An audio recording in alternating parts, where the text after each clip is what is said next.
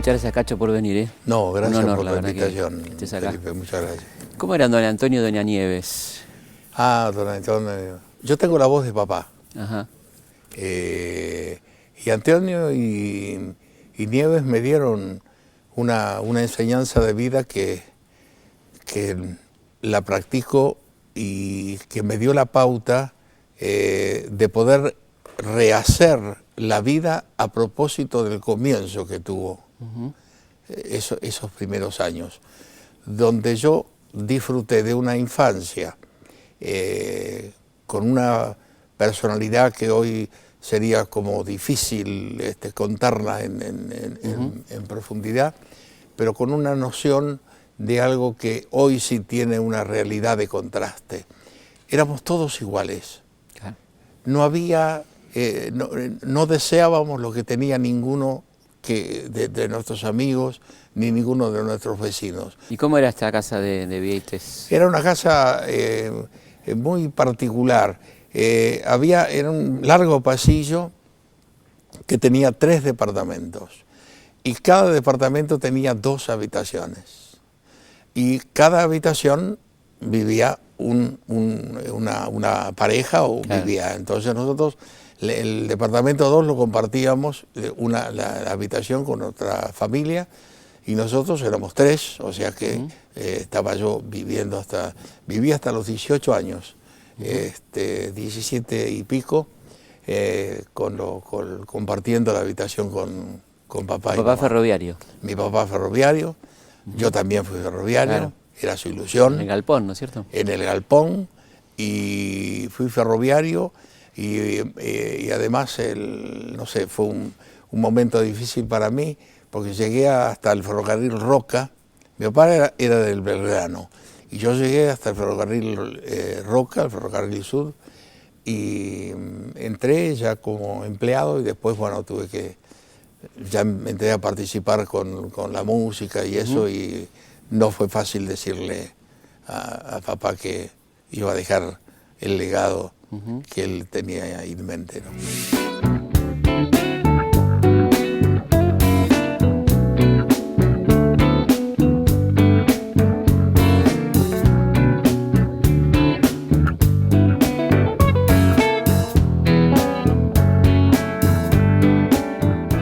¿Cómo empezó la cuestión esta con el tango, la música? Empezó muy inesperadamente, tal vez formando parte de la audacia con que uno, o la intuición, o con el destino, con Dios, con todo lo que se puede dar como parte de la iniciación de la vida, que un compañero, un colega de una compañía que yo estaba trabajando, una compañía de transportes ligadas al ferrocarril, por intermedio de relaciones de mi padre, era animador o era presentador del Salón La Argentina. Rodríguez Peña. Claro, que todavía está, claro, sí. Un lugar clásico de Buenos Aires. Los días domingos, donde había una soirée, como se llamaba en aquel tiempo, por la tarde, con ligazón hacia las primeras horas de la noche o de la medianoche, y él presentaba no orquestas conocidas, sino orquestas un poquito más que aficionados. Claro. Y él era el conductor, y yo lo acompañaba. Y hubo un momento en que él tenía que ausentarse por razones de la compañía que lo mandaba al interior, y me dice: tengo el problema de a quién dejo. Y yo digo: y déjame a mí. Y él, con naturalidad, me dice: ¿y vos qué sabés? ¿No? Parece que lo escucho hoy. ¿Y vos qué sabés? Y yo digo una frase que no me correspondía, pero el momento se dio, y yo le dije: ¿vos qué sabías? Claro, porque él tenía la misma profesión que yo, era empleado como yo, no tenía el micrófono como un destino, sino que en una ocasión alguien, no sé quién, lo llevó a presentar. Y ahí comenzó un poco Ahí lo convenciste. Ahí lo convencí y me dejó.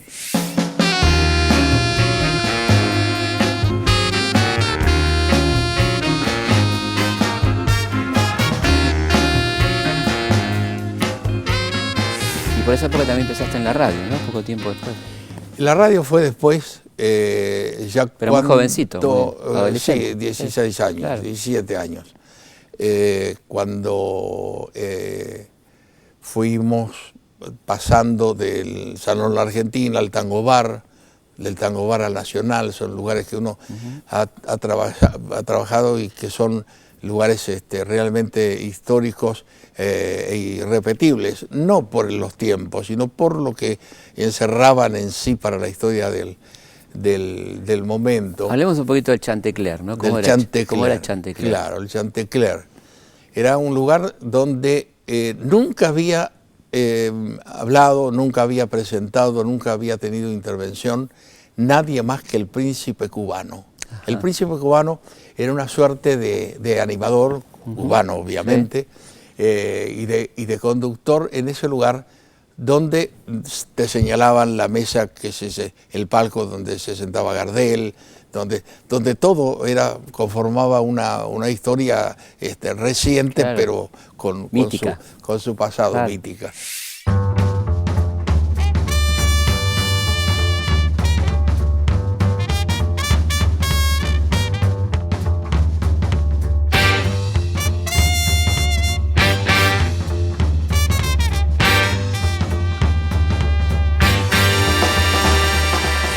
Y llega Héctor Varela con su orquesta, con su propia orquesta, y Varela consigue que el príncipe cubano me deje a mí presentarlo a Varela.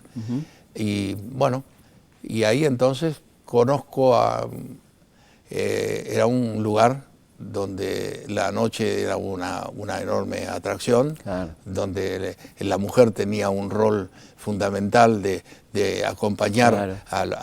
a los visitantes en los bailes, las copas, ¿no? Además en las copas, y conocí a una señora que formaba parte de ese elenco, y casualmente Teresa, que la recuerdo por supuesto porque es importantísima y fundamental,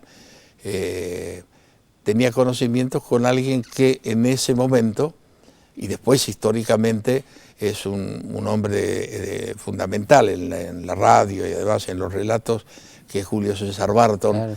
Y además Teresa tenía teléfono, Teresa, era una ventaja. Tenía teléfono, Teresa. Y claro. Entonces, cuando Barton me lleva a dar, le dice a Barton, le voy a decir a Barton que te consiga, que puedas hacer una prueba en Radio El Mundo. Y hice la prueba, y una vez que me aprobaron la prueba, el jefe de locutores me pregunta si, bueno, mis datos personales, les doy, mi dirección, mi teléfono. Claro. Y no teníamos teléfono en Barracas. Claro. Y era imposible decirle, mire, lo vamos a pedir, claro, no. Lo vamos a instalar, porque yo a mi padre no le podía meter otro gasto en el presupuesto, ni nada. Y en ese momento también sería por una cuestión, yo hablo mucho del destino y de cómo cómo las cosas se van dando, porque está así marcada la historia. Le doy el teléfono de Teresa. Y una excusa bárbara, única, irrepetible, para que mis padres asumieran que el nene ya era grande, el nene, claro. Claro.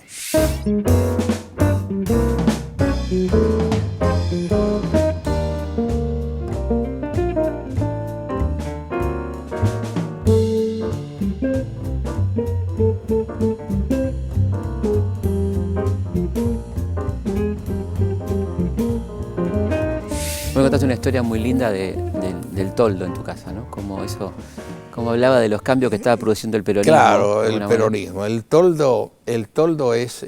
mi papá era más peronista que Perón.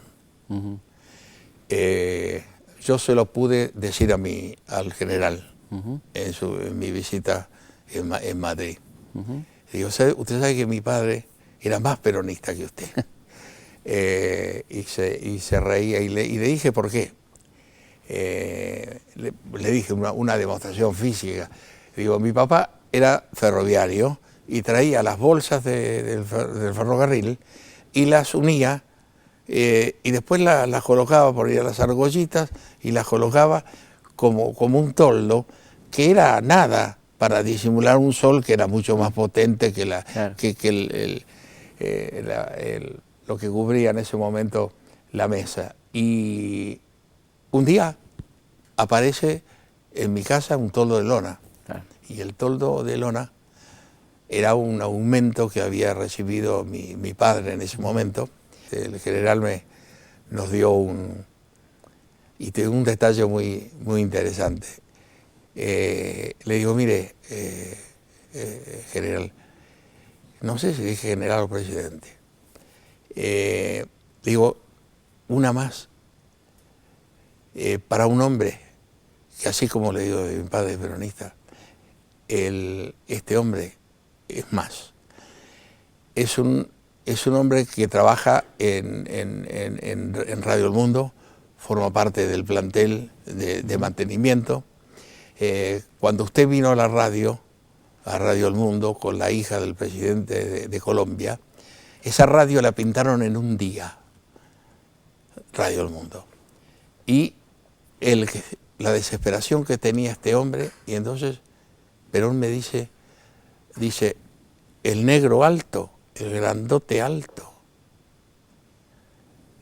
Y era Ali, era el que yo le pedía, por el que le pedía, digo, no hay regalo más grande que yo le pueda llevar a este hombre que una foto suya, claro, firmada, autografiada, un bonito, una foto bárbara. ¿Sí? Es un recuerdo inolvidable. Una fiesta con todos los modelos. Con Queror. Con Queror, todas las posibilidades. Entonces, quédese con Queror. Con Queror, el mejor acondicionador. Hablemos un poco de un personaje que sé que amás y que compartimos el amor, como el Gordo Troilo, ¿no? El Gordo Troilo. El Gordo Troilo, yo creo que inventó la amistad. Porque nadie que uno hablaba, con nadie que uno podía dialogar o encontrarse del medio de ese tiempo, no era amigo de él. Lo conocía o no lo conocía, no sé, pero sentía un poco la amistad y la forma que él tenía de acercarse, porque era tan grande y tan simple al mismo tiempo. Era una conjunción entre poder, entre imagen, entre apostura, elegancia, porque él reunía todo. Claro. En ese momento su ropa, la combinación de sus colores, su calzado. Recuerdo como un hecho inolvidable con el Flaco Carrizo, con Antonio. Fuimos la primera noche que lo presentamos en Radio El Mundo, ¿no? Él ya lo había presentado en otra oportunidad, pero me tocó a mí acompañarlo en un ciclo que se inició. Bueno, y Antonio hacía la conducción y yo la locución comercial. Terminó el programa y baja Pichuco y dice, ¿vamos a comer? Entonces nos miramos con Antonio, si era nosotros, claro, porque no había más, estábamos los dos. Sí. Ahora, de ahí que estemos los dos y que te digan, vamos a comer, claro, Troilo, no va. Pero bueno, fuimos. Vamos a comer su famoso rochepu, que es la forma de individualizar al puchero, al Veracruz, que era un lugar clásico de Buenos Aires, con un puchero inimaginable. Para los que habíamos comido puchero en Barracas, claro, comer un puchero en Uruguay y Talcahuano, Uruguay, era imposible imaginar eso. Pero claro, era mucho más fuerte el hecho de estar comiendo con el Gordo Troilo, ¿no es cierto?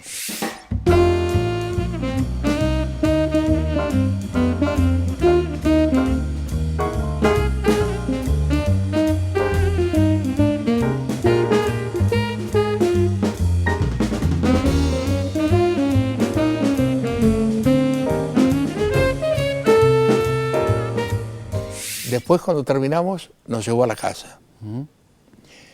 Y ahí es donde encontramos la primera formación que él tenía con respecto a lo que sentía musicalmente o cómo sentía la personalidad de las orquestas y demás.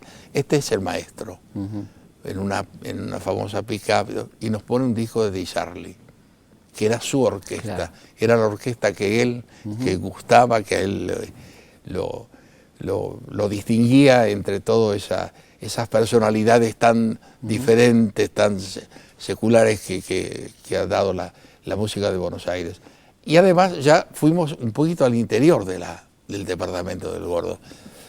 Y entonces nos abre, y para abrir, para mostrarnos, o para traer, para sacar, para quitar un frasco de perfume, abrirlo y ponernos perfume a nosotros, compartir su Claro. perfume, ¿no? Ajá. Entonces en ese momento veo que hay 10, 15 camisas de seda Claro. colgadas en percha, no doblada, no la de la que uno va Claro. al negocio a comprar, ni la que normalmente viene en la tintorería. Estamos hablando de, Sí, sí, de sí. otros tiempos. Colgadas. Y era parte de la prolijidad de él, porque él después se ponía y la camisa no tenía una sola marca de plancha en ese momento. Fanático. Y fanático. Y yo después lo pude con el tiempo, digo, me quedó ese detalle que Claro. hoy es simpático comentarlo tal vez, y pude tener, no las camisas de seda, porque es otro el tiempo, pero las camisas Ordenadito. hasta hoy